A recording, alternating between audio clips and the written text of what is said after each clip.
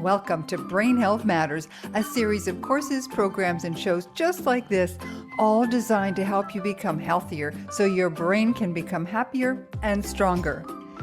This week, navigating the minefield of the supplement industry. Can you actually improve your brain with these products, or are you just flushing good money down the toilet? Stay tuned. Brain Health Matters is brought to you by Don't Let the Memories Fade. Learn many enjoyable ways to enhance body, mind, and spirit with simple lifestyle changes that will help you improve your memory and your mind. You can create a healthier, more vibrant future with Don't Let the Memories Fade.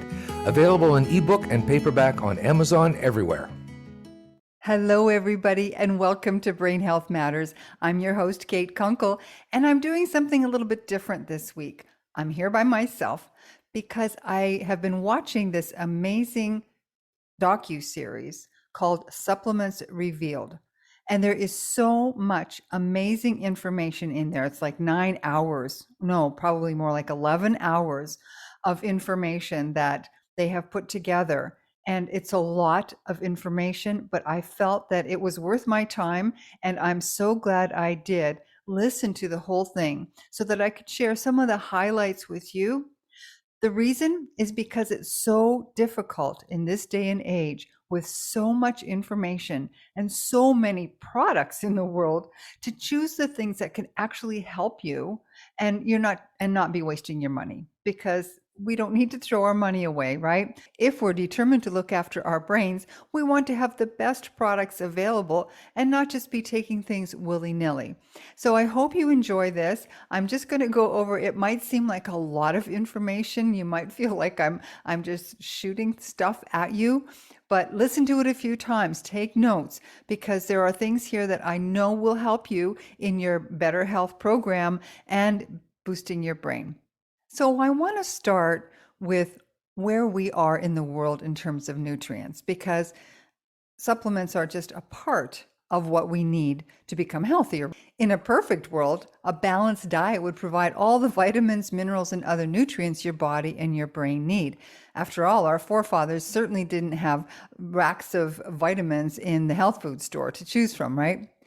But the world our food is produced in is nowhere near perfect, and it's basically impossible to get all the nutrients that we need from food. There are many reasons for that, and I've covered a few of them in previous episodes of Brain Health Matters, and also I've talked about it in the books. But we have topsoil erosion, and we actually have dead soil. These are major problems because the food is only as good as the soil you plant it in, right?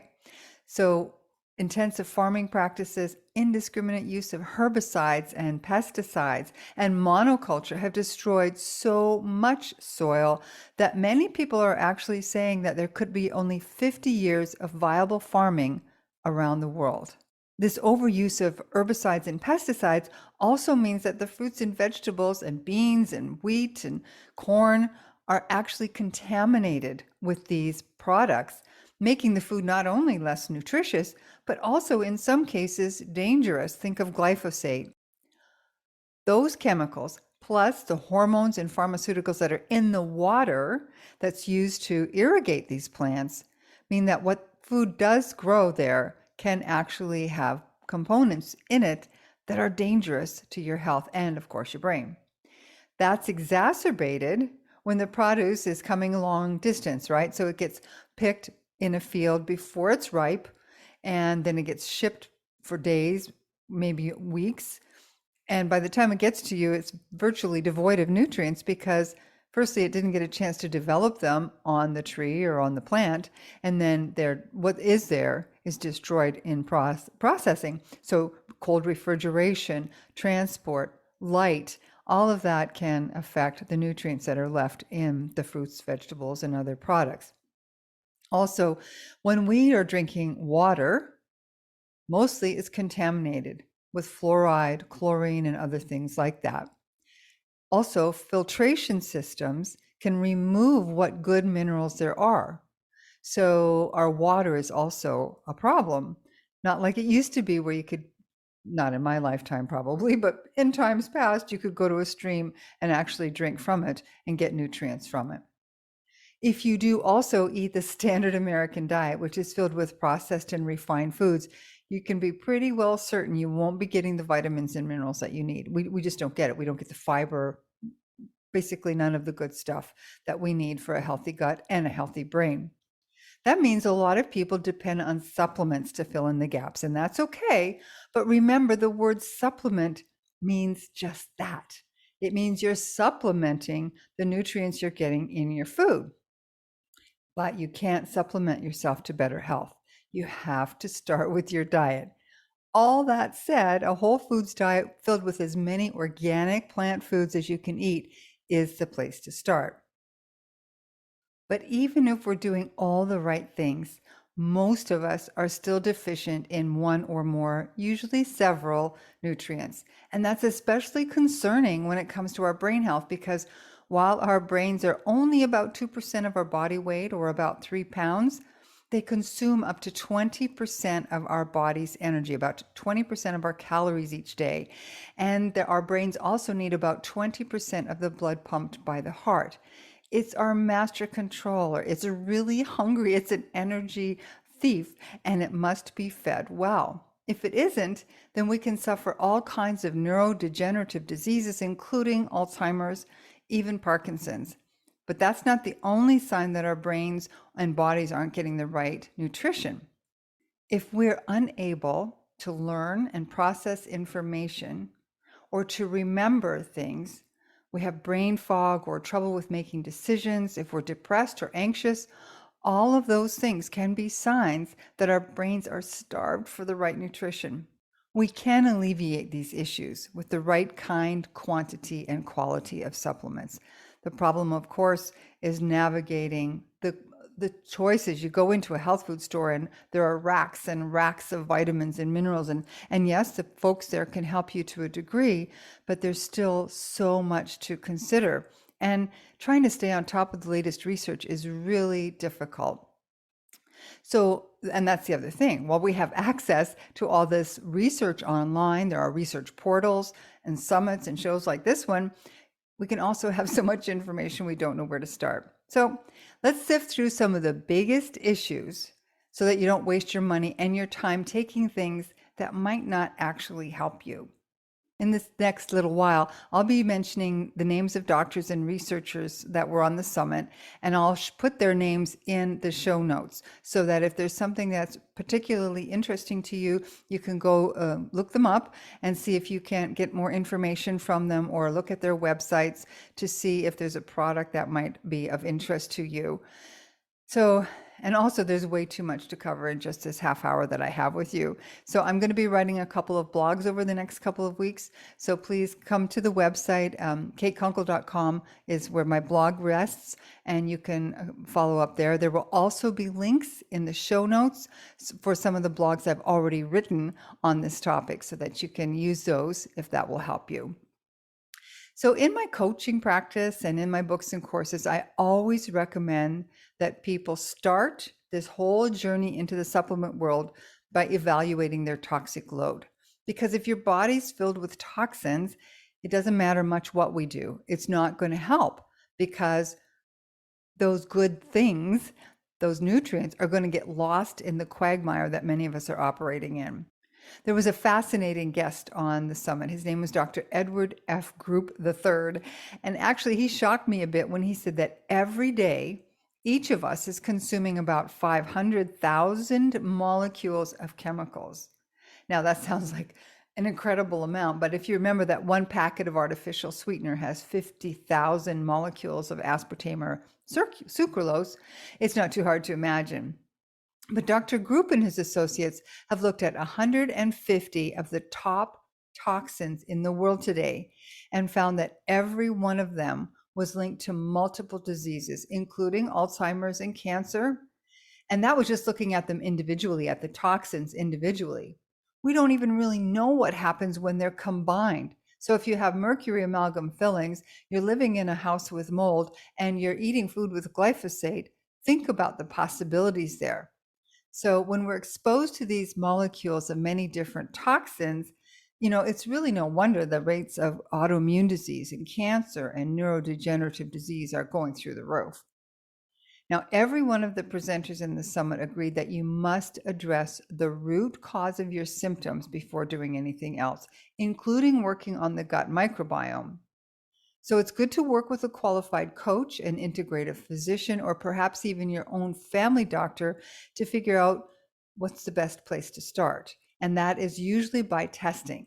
Get a full blood and nutrient level, toxin level workup so you know where you're starting. Because if you know where you're starting, then you know where you want to go, right? And when you get there, you'll know that you got there. So that's the first important step. You can take steps then to detox if you need to. So Dr. Group and several of the other presenters mentioned this order. Start with the gut. Clean out the gut of, like stop with the sugar, stop with the foods that you know you're having issues with. Then clean the liver, then clean out all the viruses and parasites, and finally get rid of the chemicals and heavy metals. So this is just the clean out portion. This isn't the refurbishing. This is the cleaning out. So how are you going to do all this? I mean, it sounds overwhelming, but there was a lady by the name of Dr. Ann Shippey. She mentioned several detoxification methods. We can even use infrared saunas and hyperbaric oxygen. But a good way to start with the gut, at least, was with a more traditional detoxification product, and she called it liposomal glutathione, plus a binder like clay, charcoal, or modified fruit pectin. Those will take the toxins out of your gut. So that's a good start. If you're suffering from mold exposure, and many people are, it's actually quite surprising how many people do have mold exposure. Dr. Dale Bredesen has a whole protocol for that. I'm just learning from him just now, but I can direct you to that process to get help if that's something you're tested positive for or you're having concerns about it. You can actually get a mycotoxin test to see if the mold is colonizing in your lungs or elsewhere in your body. The other major source of toxins, according to another guest, his name is Brian Vasily. You might have heard him. He's an anti-aging expert. It's what lands on our skin. Remember, our skin is our largest organ, and everything that lands on it is absorbed. So if your skin is exposed to fragrance, triclosan, phthalates, or if you're drinking out of plastic bottles or walking on a lawn sprayed with glyphosate, your skin can absorb some of those toxins. So besides the pesticides and herbicides, toxins from food can include sodium nitrate and nitrite, and those are in processed meats. They're considered a class 1 carcinogen. I can't believe they're still being allowed to be put in the food. Sausages, smoked meats, ham, bacon, and the like. They're in the same category as tobacco and alcohol. Is that crazy? And anyway, still be allowed to sell it in the food. According to Dr. Joel Furman, these toxins should be removed if you want to get the best results, not just from your diet, but also from any supplements you do decide to take. And in a few minutes, I'll give you a list of the supplements that most of the guests recommended for brain health. So hold on, and I'll get that to you. You'll want to jot them down. I'm not going to prescribe or give you numbers, but if you wanted to dig deeper into that, you can always reach out to me personally. There's just too much, and there are too many variables to even talk about numbers here. But you stay right here. I'll be right back with what to do after detoxifying. You have 86 billion reasons to go vegan, and they're all resting right between your ears. That's right, 86 billion neurons that make up the master controller we call our brains. And while they're in control, our lifestyle choices determine how well they work, and that means we must nurture and protect them. The best way to do that? With a whole foods vegan diet that nurtures not just the physical, but also the emotional, mental, and spiritual brain. In the vegan brain, you'll learn how whole plant foods can nurture the healthiest version of yourself, and, perhaps more importantly, how your choices can reduce suffering for countless animals and help create a more compassionate, sustainable world. The Vegan Brain Second Edition also includes nutritious recipes and meal plans so that your journey towards a kinder, healthier future will be easy and delicious. Pre-order your copy now for delivery July 7th. Available in ebook format on Amazon. And welcome back. Once you've detoxified, firstly, you're going to get more nutrients out of your food, right? Then you also will get more from the supplements that you're going to take. So you're going to be working on a healthy gut. you've heard on this show, and I've written many times about it, and I'm sure you've heard it in many, many places, the importance of improving your gut health. And I can't stress it enough because the gut is, in fact, the second brain, and they're in constant communication through the vagus nerve. It's really important to keep the gut healthy. So often when you start thinking about gut health, you think about probiotics. Most people do because we've heard it so much. And it's true that there are some that are very valuable, but wow, I got an eyeful and an earful when one of the guests on Supplements Revealed reminded us that many, in fact, most of the probiotics that you see on the shelf are not useful. This kind of threw me for a loop. Why is that the case? Because the beneficial bacteria that's supposedly in those bottles can actually be dead before it ever gets to you. According to research biologist Kiran Krishnan, more than 90% of tested probiotics did not contain the strains that were actually written on the label, and they were dead. Where does that leave you? That leaves you pooping out dead bacteria. Not that it's going to hurt you, but it's not going to help you. They can't help you populate your gut microbiome.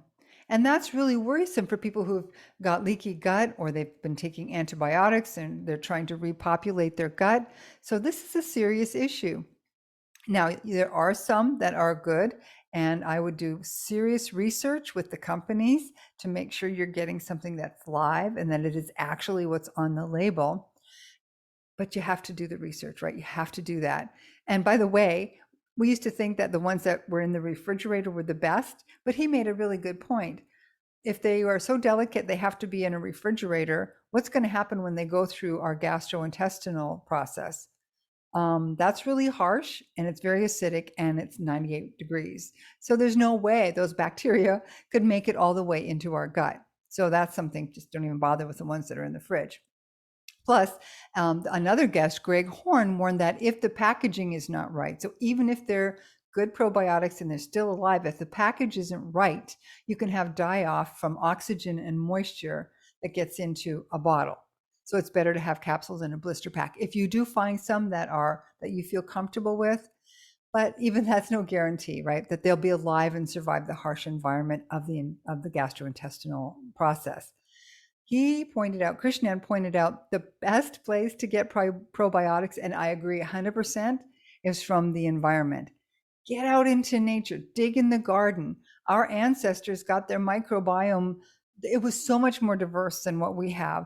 They got all of those bacteria from their environment, and we can do the same thing. So dig in the garden, have indoor, outdoor pets that bring in bacteria. And for heaven's sake, stop sterilizing everything. We are in constant osmosis with the natural world, and we can't be killing everything that's around us. You can also get the bacteria in fermented foods like sauerkraut and kimchi. I've talked about this a lot on the show and in my books. Kombucha, they're excellent sources because the digestive process itself helps develop those bacteria to feed the microbiome. But you still have to feed those microbiota, right? You have to give them prebiotics. You have to give them food just like we need food. And that's where the good plant sources come from. Dark leafy greens, Jerusalem artichokes. And in my books, Don't Let the Memories Fade and the Vegan Brain Second Edition, because it has all the food information out about it on it, you can find the many sources of prebiotics. And you can also find lists everywhere on the internet. So that's a good place to start preparing the gut for these supplements. So now you've detoxified, you're preparing the gut, and now you're going to choose your supplements. But how do you begin to do that? First, you have to start with quality. Every one of the experts interviewed stressed that consumers must be aware and educated as to the quality, source, and safety of all the products. Contrary to what many allopathic practitioners claim, the natural products are highly regulated. So safety isn't so much of a concern. More of a concern is outrageous claims. And you've seen it on late night television or, on an internet ad that comes up. So there's a gentleman by the name of Lauren D. Israelson. He's with the United Natural Products Alliance, and I've got links to that down below. He recommended that the first thing you do is make sure if there are claims that there is third-party certification. It should be on the company's website. Learn where their factory is. It can be any geographic locale because they can make really good ones in China and they can make really good ones in the US. You just want to know their processes and procedures. You want to know who's running the company. Is it a biologist or chemist or a marketer? Who's behind this? What's the purpose? Why are they doing this? And some of the people that were on this seminar, this summit, they were so awesome, so dedicated because of their own personal experiences with poor health. So you want to know why people and who is running it. What's their refunds and returns policy? And do they belong to any trade associations? What's their standing with those? So that was from Mr. Israelson. The other experts also warned, though, that if the claims for a product are only anecdotal and they seem too good to be true, they probably are. You need to see some research and you need to be able to go into the research and check it out. If the company has only one miracle product being sold on the internet and there's no way to contact the manufacturer, probably not good. So that's how you vet where the supplements are coming from. Now let's talk about, and get your pen and pencil or pen and paper out. Now we're going to talk about which supplements are researched the most for their benefits for brain health. So we've talked a lot about vitamin D3 over the last 3 years. Nearly everyone in North America, Europe, and even parts of South America, they're deficient. And a deficiency is the origin of almost all diseases. Another one of the guests on the summit, Dr. Stephen Gundry, he's a heart surgeon. He talked about its importance for the immune function and for the heart. It's just like we can't do without it. We can produce vitamin D. It's actually a hormone that we produce when we interact with the sun, but so many people don't get it. And they've also slathered sunscreen, which completely undoes any good effects of the sun on the skin. Anyway, vitamin D3, that's one thing that's important. And Dr. Gundry recommends that you have it in conjunction with vitamin K. I also recommend that because it helps protect your brain as you age. Vitamin K is actually not talked about very much. It plays a role in the production of compounds called sphingolipids, which are highly concentrated in the brain. And if there's a change in the metabolism of the sphingolipids, it's been linked to degenerative diseases like Alzheimer's. And it also seems that K2 may help provide some protection against oxidative stress and inflammation. And we know those are big issues and risk factors for dementia. Vitamin B12, hands down, almost everybody on the planet is deficient because the soil is dead. And basically all the B vitamins are good to supplement as well. And by the way, a deficiency in B12 can cause serious cognitive issues. And even once you get your B12 levels up, those issues can remain. So you want to make sure that you keep a good eye on the vitamin B12. I take injections. It's easy to get here in Ecuador. I do take injections for that. Another exceptionally important mineral is magnesium. It's essential for maintaining cardiovascular health, and of course that contributes to brain health, but it also functions as a building block for DNA and protein synthesis. That means your body needs it to grow and heal. So if you've got some damage or you've got some problems or you want to inspire neuroplasticity and neurogenesis, you want that magnesium in there to help. The problem is most people in the world are deficient in magnesium. Our bodies can't produce it, so we have to consume it and absorb it on a regular basis to stay healthy. Now, many studies have shown that consuming an optimal amount through both food and supplementation can actually improve mental performance. It's another reason you want to make sure you get enough. But if you're trying to buy a supplement, it's really confusing because there are several forms of magnesium, including glycinate, citrate, taurinate, malate, and L-threonate. So there are many more.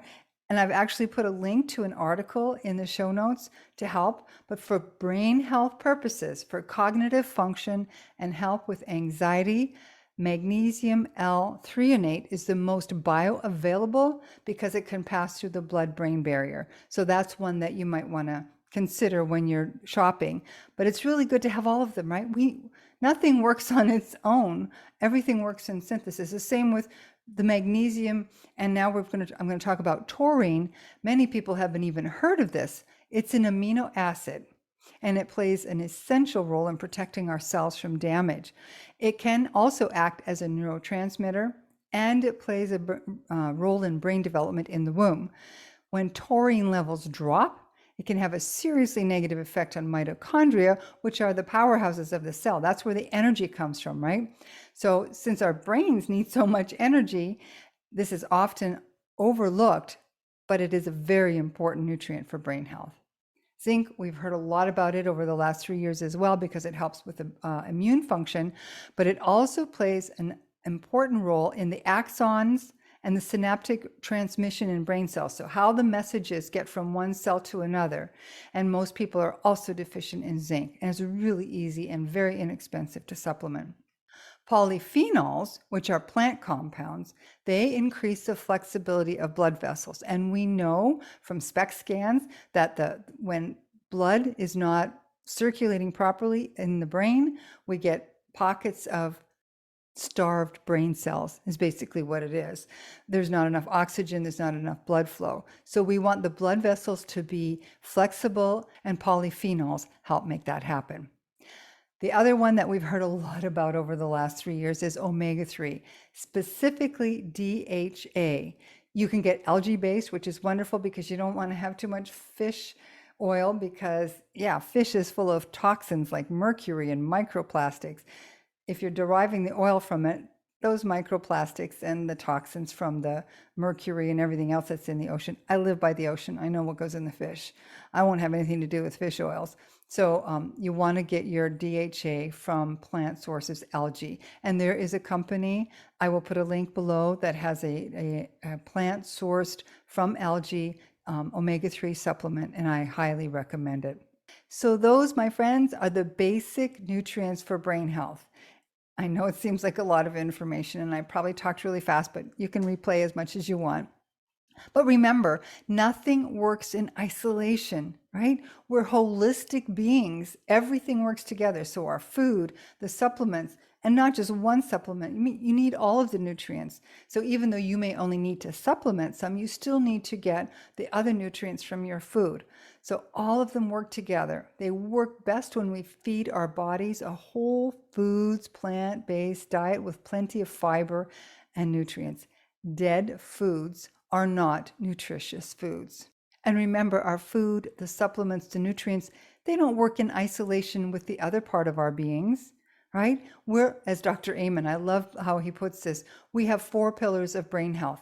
The biological, that's our food and our nutrients and our supplements and our exercise. The social, we need interaction with other people. We need to have a sense of purpose, which is our spiritual pillars, and our mental health, the psychological pillars of health. All of those things work together for us to have healthy bodies and brains. When we're talking about supplements, we're literally taking just a small fraction of the things that we need to have healthier, happier brains.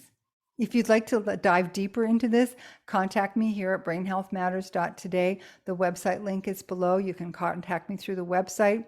And if you want to learn more about nutrients, be sure to check out the books, Don't Let the Memories Fade, and the second edition of The Vegan Brain. It comes out on the 7th, but you can order it now on Amazon. Remember, check out the show notes. There's lots of information there. I've linked blogs and links to people and websites that can help you.